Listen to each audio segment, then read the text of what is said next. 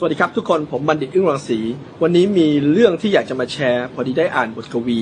อันหนึ่งนะครับแล้วประทับใจมาก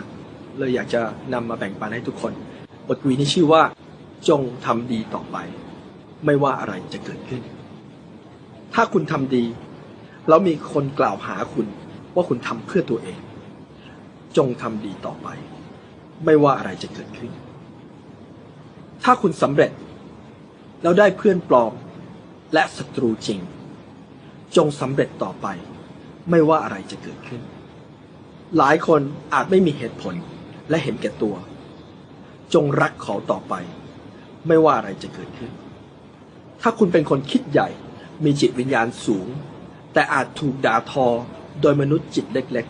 ๆจงคิดใหญ่ต่อไปไม่ว่าอะไรจะเกิดขึ้นสิ่งที่คุณใช้เวลาสร้างหลายปีอาจถูกทำลายเพียงชั่วข้ามคืนจงสร้างต่อไปไม่ว่าอะไรจะเกิดขึ้นถ้าคุณพบความสุขและความสงบคนอื่นอาจอิจฉาจงสุขต่อไปไม่ว่าอะไรจะเกิดขึ้นความดีที่คุณทำวันนี้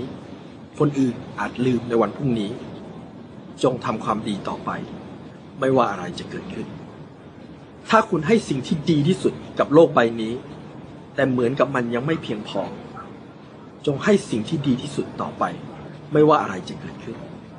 เพราะสุดท้ายแล้วมันไม่เกี่ยวว่าใครจะทำอะไรกับเรากฎจักรวาลกฎแห่งกรรมตอบสนองทุกสิ่งที่เราทุกคนทำจงทำดีต่อไปไม่ว่าอะไรจะเกิดขึ้นผมประทับใจกับบทกวีนี้มากแล้วก็มีหลายเรื่องที่ตรงกับประสบการณ์ตัวเองนะครับและผมมั่นใจเลยว่าใน9ข้อนี้เนี่ยต้องโดนประสบการณ์ใครบางคน